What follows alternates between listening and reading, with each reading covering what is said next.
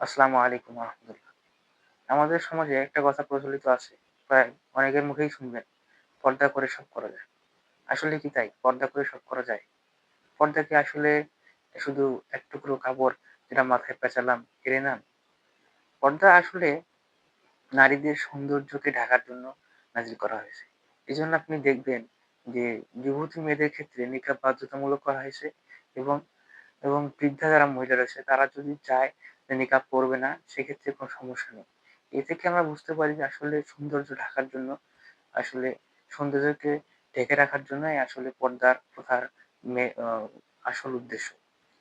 এর পাশাপাশি শুধু কি মানে পর্দা যদি কেউ যদি মানে সুন্দর বোরকা পরে, রঙিন বোরকা পরে, সেক্ষেত্রে কি তার পর্দা পরা হবে? পর্দাটা এমন হইতে হবে যাতে তার সৌন্দর্য প্রকাশ না পায়।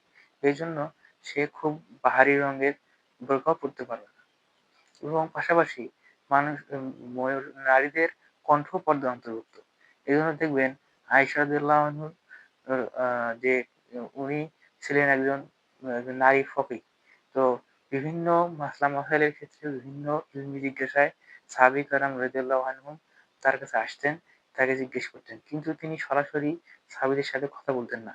তার ভাগ্না, তার একজন ভাগিনা ছিলেন এবং তিনি তার সাথে কথা বলতেন, তিনি তাকে বলতেন এবং সেই আ ভাগিনা জুবাইর রাদিয়াল্লাহু আনহু উনি পরবর্তীতে এসে সাহাবীদেরকে বলতেন।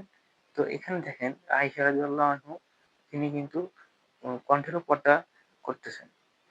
তো এইটা একটা দেখার বিষয় যে আসলে আমরা যদি পর্দাকে শুধু আ মনে করি যে পর্দা শুধু এক টুকরো কাপড় পরলাম, মাথায় মাথায় কাপড় দিলাম তাহলেই পর্দা হয়ে গেল। তাহলে কিন্তু এটা আসলে হবে না।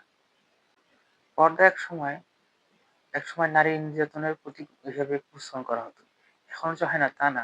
কিন্তু পাশাপাশি পর্দাকে এখন নারী এমপাওয়ারমেন্ট এরও প্রতীক হিসেবে উপস্থাপন করা হচ্ছে। দেখবেন এজন্য দেখবেন যে আ অমুক হিজাবি নারী, আ তমুক ১ম হিজাবি নারী হিসাবে হিজাবি শব্দটা জুড়ে দেওয়া হচ্ছে। এভাবে হিজাব করে সব করা যায় তার একটা বৈধতা দেয়া হচ্ছে।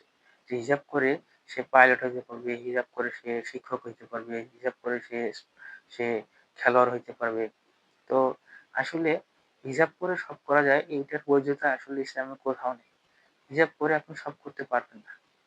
হিজাব করে সব করা যায় না। হিজাব করে আপনি যদি চাকরি করতে চান, এখানে নানা রকম বিধিনিষেধ আছে। বিভিন্ন শর্তহীনভাবে আপনি এ ইয়া করতে পারবেন না। পর্দাকে পর্দা শুধু ও পর্দাকে শুধু আপনি আ একটু মাথায় হিজাব পড়লেন, এটা যে ইসলামের পূর্ণাঙ্গ হয় না। ইসলামের পু পু পু আ মানে পর্দার বিধান আরো বিস্তৃত। এগুলো বিষয়ে জানতে হবে।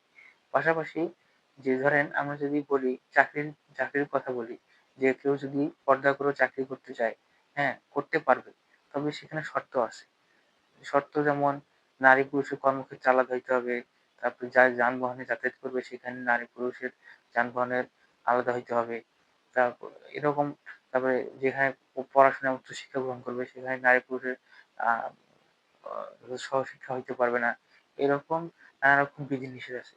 এগুলোকে উপেক্ষা করে তার জন্য চাকরি করা, একজন মেয়ের জন্য চাকরি করাটা সম্ভব হয় না। পাশাপাশি আরো ইসলাম যদিও কোনো কিছুকে জায়েজ করেছে কিন্তু সেগুলোকে উৎসাহিত করে না। বরং আরেকটা জিনিসকে উৎসাহিত করে। এক্ষেত্রে নারীদের ক্ষেত্রে যেমন চাকরিকে উৎসাহিত করে না, বরং মাতৃত্বকে উৎসাহিত করে। তো যদিও চাকরি জায়েজ কিন্তু ইসলাম চায় না যে ঘরের মেয়েরা বাইরে গিয়ে চাকরি করুক। তো এরকম সব ক্ষেত্রে এরকম যুক্তি দাঁড় করানো যায়, বলা যায়। তো এখান থেকে আমরা বুঝতে পারি যে আসলে আ নারীরা পর্দা করে সবকিছু করতে পারে না।